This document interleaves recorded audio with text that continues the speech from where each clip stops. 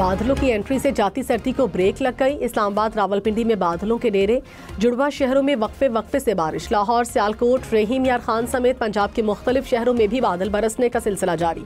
मूसलाधार बारिश से हरनाई, कोयटा, हरनाई, पंजाब, शाहरा पर ट्रैफिक मुअत्तल। कराची में भी आज बूंदाबांदी का इम्कान।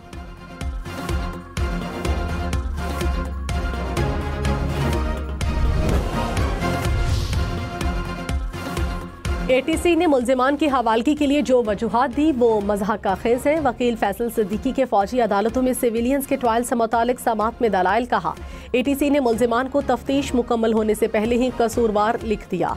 जस्टिस मोहम्मद अली मजहर ने कहा रावलपिंडी और लाहौर की अदालतों के हुक्मनामों के अल्फाज बिल्कुल एक जैसे हैं। जस्टिस जमाल मंदोखेल ने कहा लगता है एटीसी जजेस की अंग्रेजी के काफ़ी मसाइल हैं। वकील ने कहा मुल्जिमान की हवालगी का हुक्म एडमिनिस्ट्रेटिव जज नहीं दे सकता। जस्टिस मोहम्मद मजहर ने कहा हवालगी का कानूनी इख्तियार सिर्फ अदालत के पास है। जस्टिस जमाल मंदोखेल ने कहा ऑफिशियल सीक्रेट एक्ट के तहत हवालगी तफ्तीश मुकम्मल होने के बाद ही मुमकिन होगी।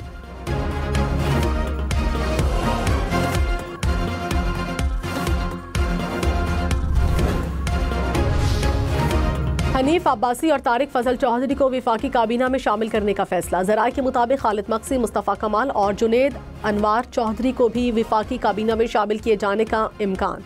ज़राए के मुताबिक सदर मुमलिकत आसिफ अली जरदारी 10 से ज़ायद नए वज़रा से हलफ लेंगे। नए मुतवक्के वज़रा में हुकूमत में शामिल इत्तेहादियों की नुमाइंदगी भी शामिल होगी। ऐवान सदर में तकरीब हलफ बर्दारी आज शाम होगी।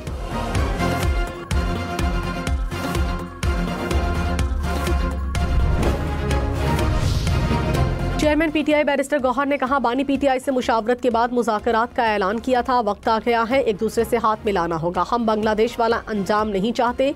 हुकूमत की आवाम में कोई मकबूलियत नहीं। अपने लिए कुछ नहीं मांग रहे। चाहते हैं कानून की हुक्मरानी और आइन की बालादस्ती हो। अदलिया की आज़ादी होनी चाहिए।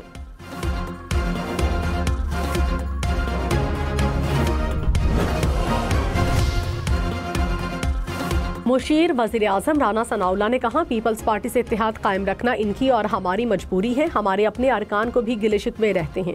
अपोजिशन का इत्तेहाद मुल्क की सियासत और जमहूरियत के लिए बेहतर होगा। सियासी इस्तेहकाम मुज़ाकरात से ही मुमकिन है।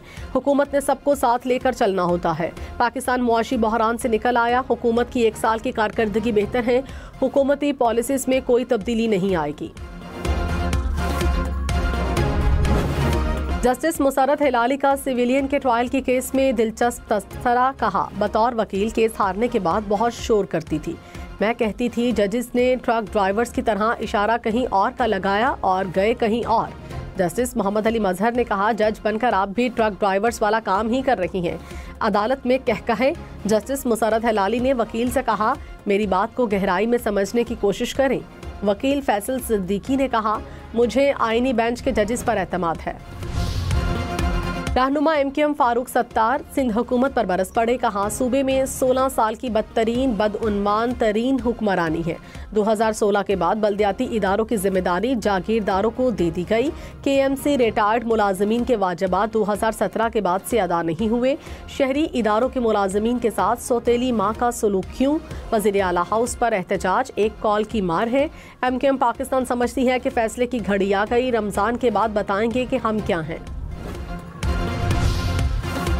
सीनियर वजीर सिंध शर्जील मेमन ने कहा फारूक सत्तार के इल्जामात हकीकत से ज्यादा सियासी शोबदाबाजी है। सिंध हुकूमत ने गुज़श्ता 5 साल में 160 अरब से जायद की बकायाजात और पेंशन की मद में अदायगियाँ की हैं। केएमसी, केडीए और वाटर बोर्ड जैसे इदारे खुद मुख्तार इदारे हैं। आज ये इदारे एमकेएम की साबका लूटमार का नतीजा हैं। एमकेएम को माजी की लूटमार का हिसाब देना पड़ेगा।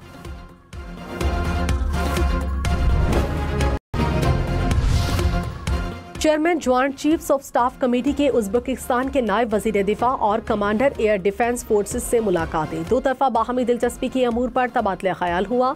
इलाकाई सलामती की सूरत हाल पर भी गौर किया गया। 2 तरफा फौजी ताउन को मजबूत बनाने में गहरी दिलचस्पी का इजहार।